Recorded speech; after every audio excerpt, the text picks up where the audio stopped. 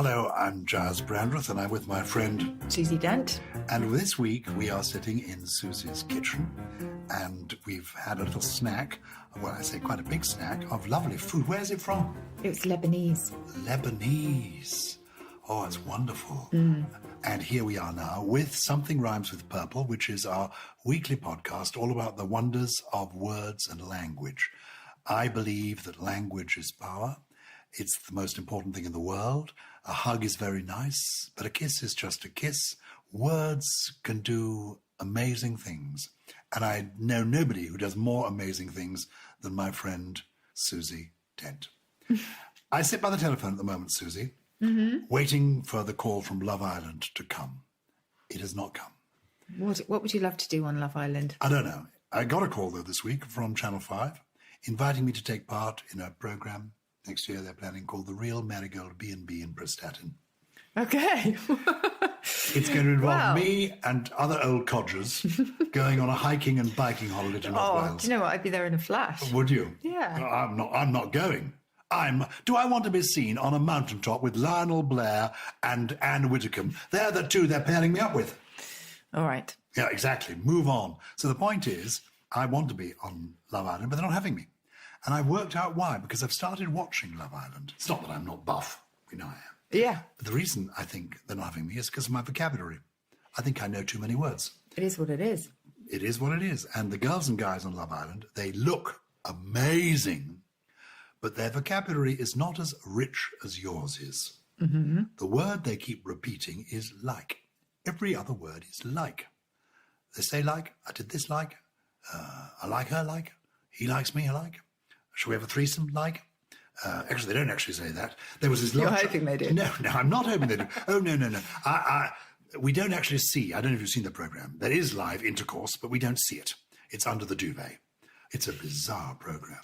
I have become hooked on it because, I'm doing this celebrity goggle box. Yes. So of an evening, I go round to my friend Sheila Hancock. I suggested you that I'd like to do it with you. And they said, no, could do it with someone more your own age. Oh, charming. I said, how old do you think Sheila Hancock is? And she said, well, she says she's 86. And she is 86. She is exactly what an 86 should look like. She looks right fit. She's fantastic. Anyway, we sit there watching Love Island. We're hooked on it. Anyway, it's an extraordinary... Have you ever seen it? I have, yes. I have to say there's a good reason for watching it because of the language. You mentioned the language, but all sorts of new words coming in, like dusting, which is sex. A little light dusting. Dusting by the sea. What? Forgive me. A little light dusting means a little bit of sex. Yeah.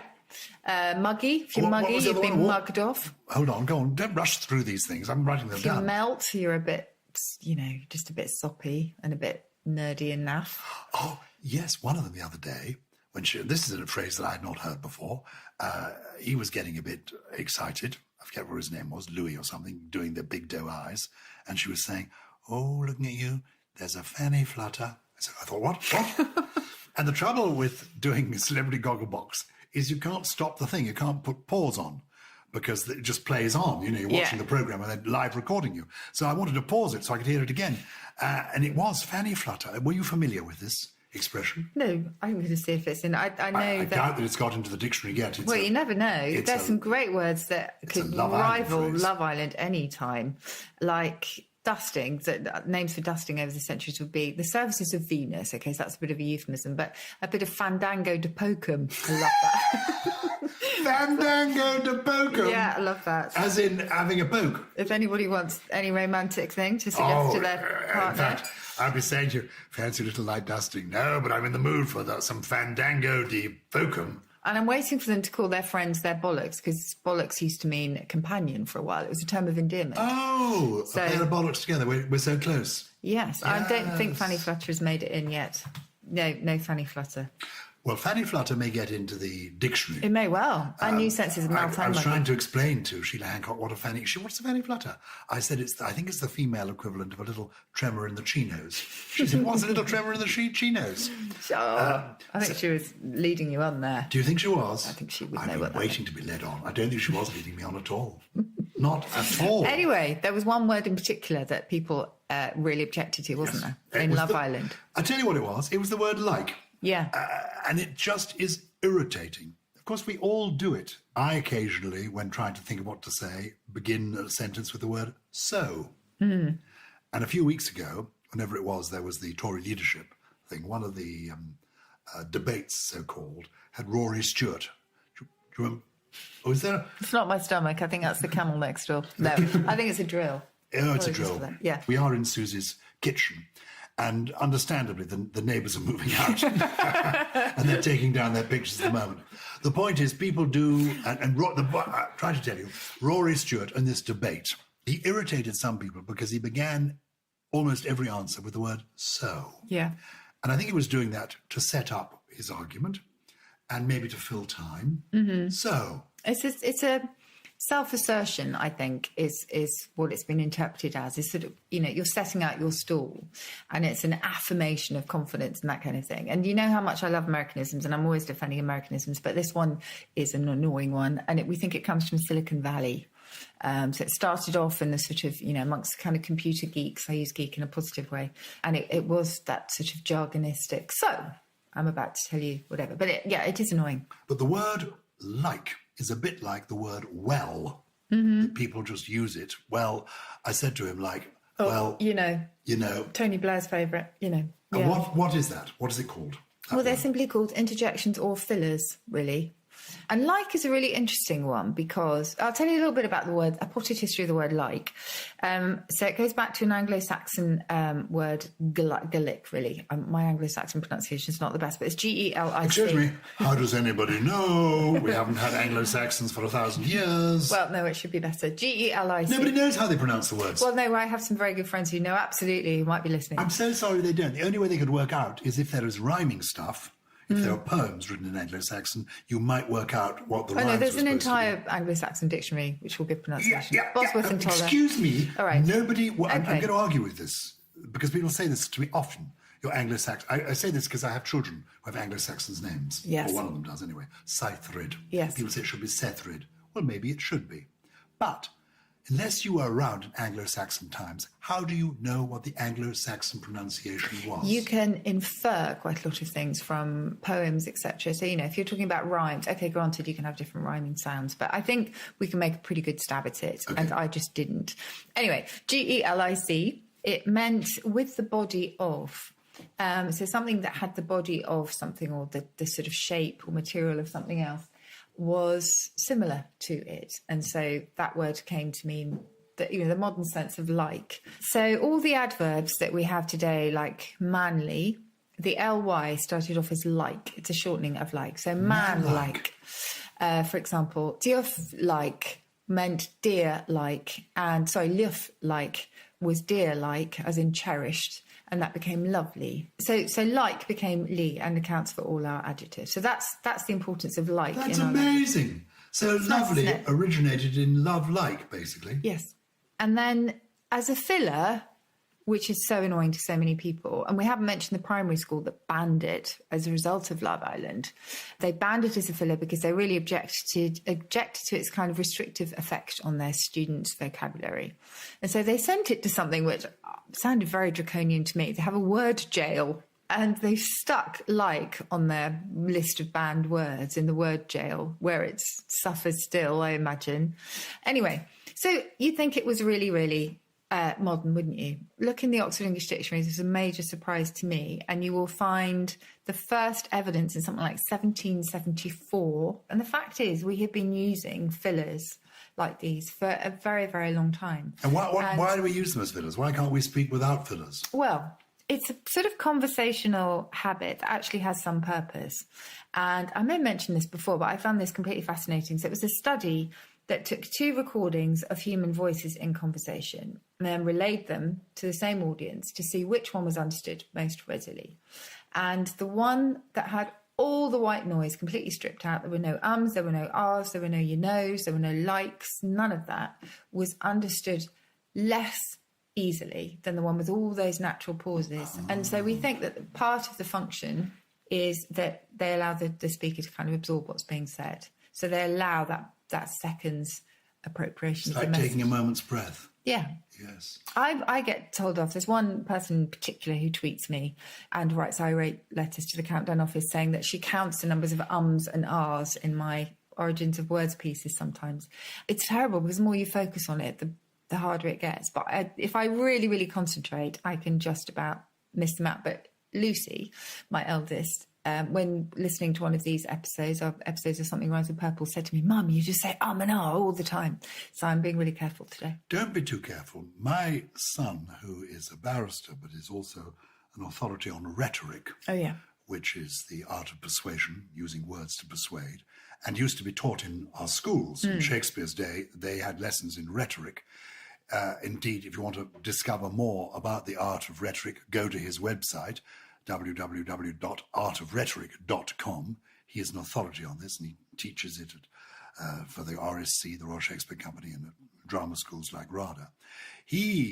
When we did a course together on which we taught about public speaking, he explained to me, which I hadn't really thought about before, that people, when making a speech, often get nervous when silence falls and begin umming and erring.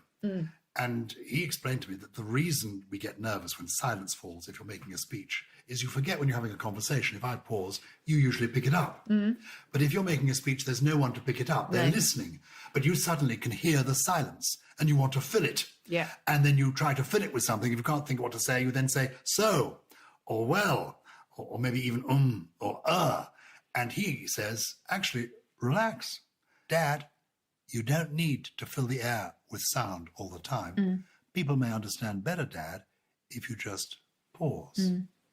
Empty spaces, and I think it's important. We have it. And so fillers are there because there is a natural need for better communication for the occasional empty space. Yeah, I think that is right. I mean, again, what was the Love Island quota? It was something like 76 times in 5 minutes. Yes, is that right? A survey was done. This is it's become sort of in the news this year. Well, last time there was an episode in the series Love Island where the word like was being used 76 times in under 5 minutes.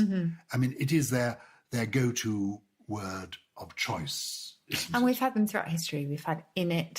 We've had Ain't It So. We've had lots and lots. I think it might be time for a break, but I've got another Love Island word for you when we come back. What I've got for you when you come back is my own word, jail, inspired by the school, which I thought was a good idea. I love this school. I think what they're trying to do is increase the vocabulary of their children. I have formed my own word, jail. I've been asking people to send me prisoners, and I have got for you words and phrases that in Britain so far people want to see in that word jail, the key turned and then thrown away.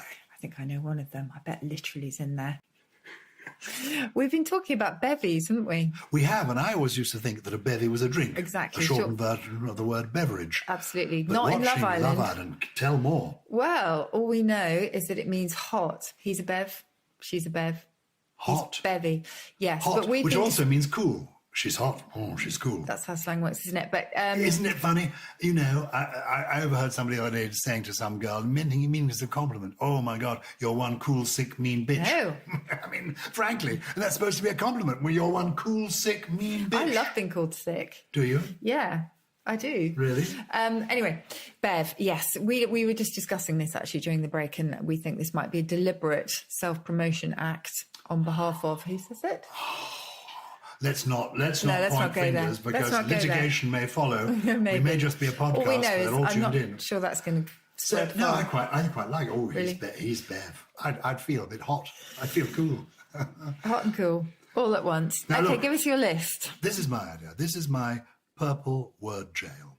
And the idea is that I have asked people for the turns of phrase and the words that they find irritating because they're so overused, or they're used in a way that makes them meaningless, like, but I'm good.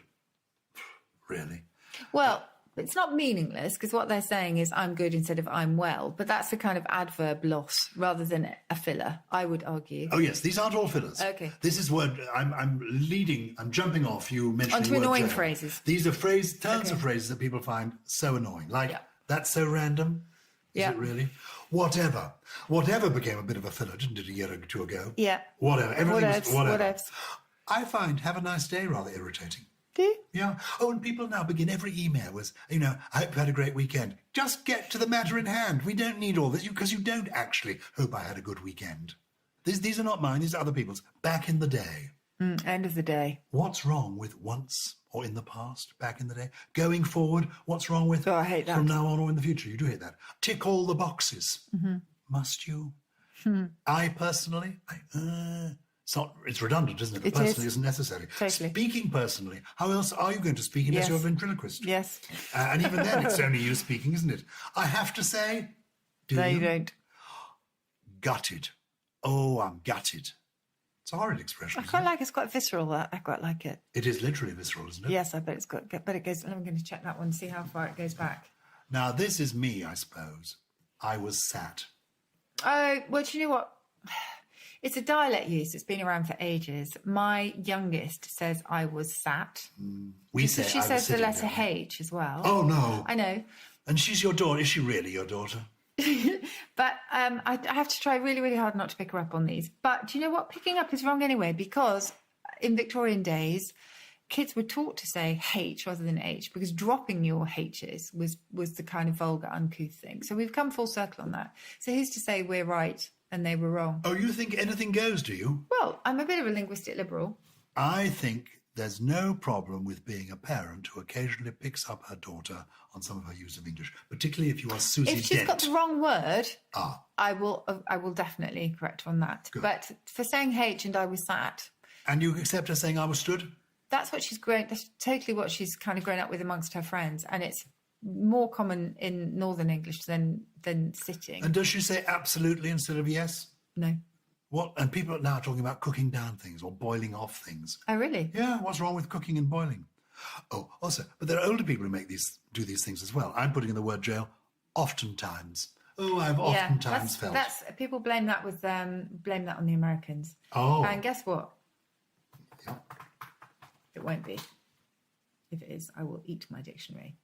Now chiefly North American, but it started off in the 14th century in English, oftentimes. Well, that's poetic. Keep calm and. Oh, yeah, I didn't like that either. I think that's gone now, though. It has gone, but it's still It's still on tea towels everywhere. It's still kickstart. What's wrong with start? Why do things have to have a kickstart? Because it means more oomph. Cray. We're talking about linguistic inflation, aren't we? Cray is part of great reduplication that's been going on for centuries. So willy-nilly, shilly-shally, go back to the 11th century. Willy-nilly, will-I. So, willy-nilly is I will do it whatever happens. You don't need to comment on these. I'm just sharing with you words that some of our listeners would like to see in our word jail. Phrases. Blue sky thinking. Don't go there. Let's be absolutely clear. To be absolutely honest with you. I don't believe it when they say that. Forward planning. Step up to the plate. Park up. Pre-planned. Push back. From the get-go. Outside of. Mm-hmm. That's incorrect, isn't it? Strictly speaking, it's unnecessary. Oh, but you And also, I prefer right from the gecko, which is slipping into English. Right from the gecko. As opposed to right from the get-go. Yes. Eggcorn, that one. Mishearing. What about, are you all right there?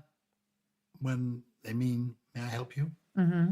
Are you, yeah, that's true. Are you telling me, Susie, that as far as you are concerned, anything goes? No, not at all.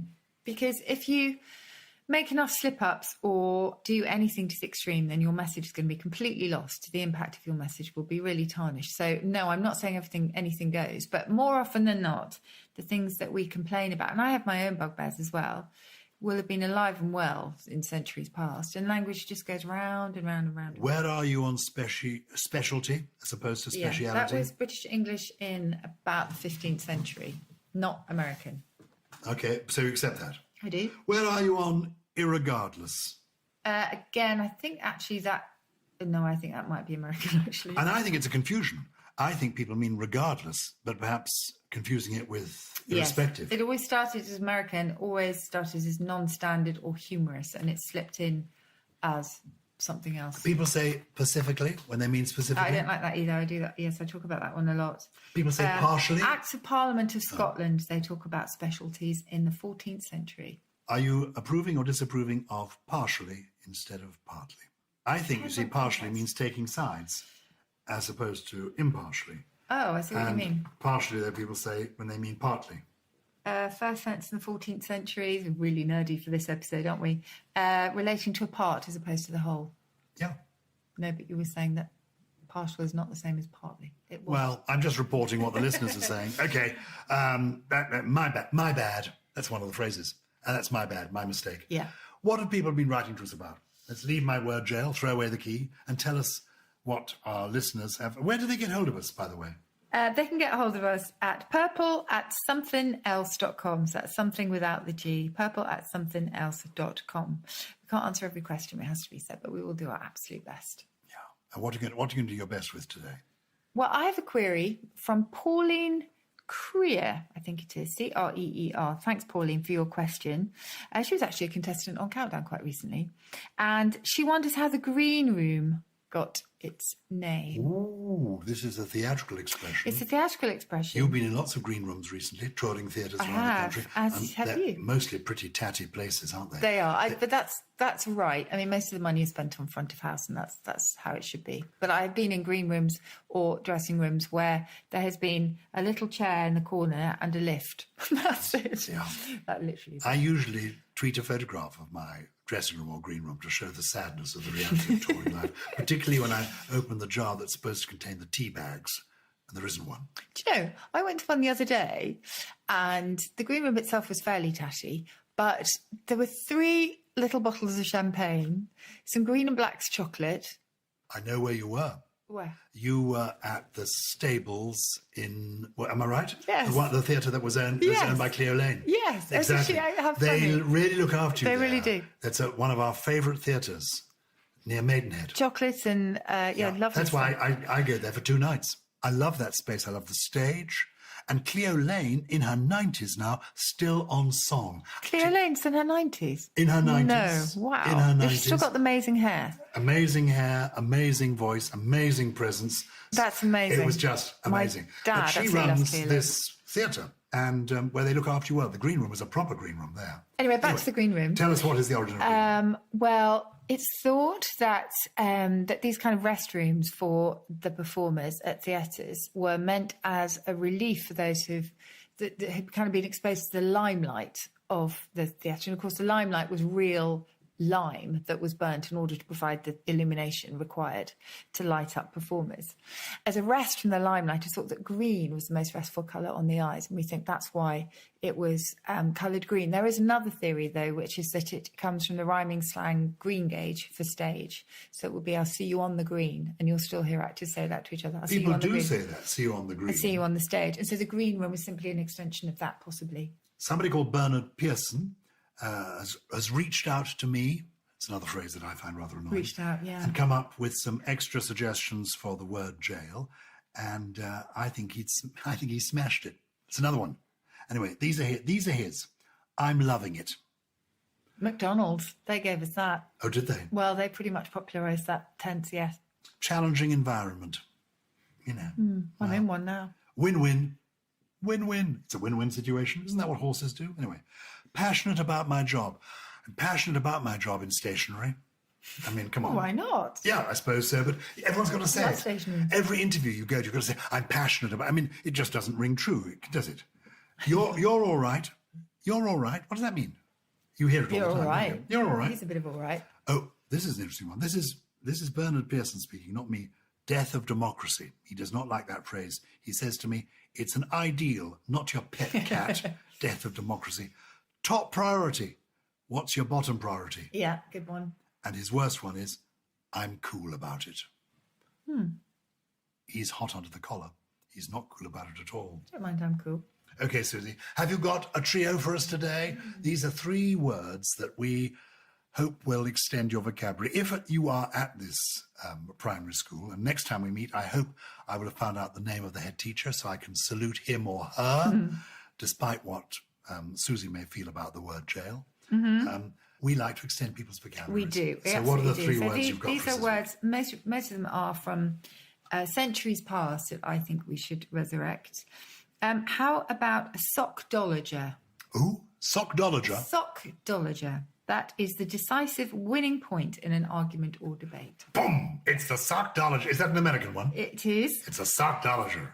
And that might deliver a recumbentibus. Recumbentibus. That's Recumbentibus.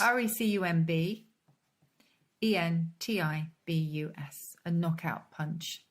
Oh, a sockdology. Sockdologer. A sockdologer is a recumbentibus.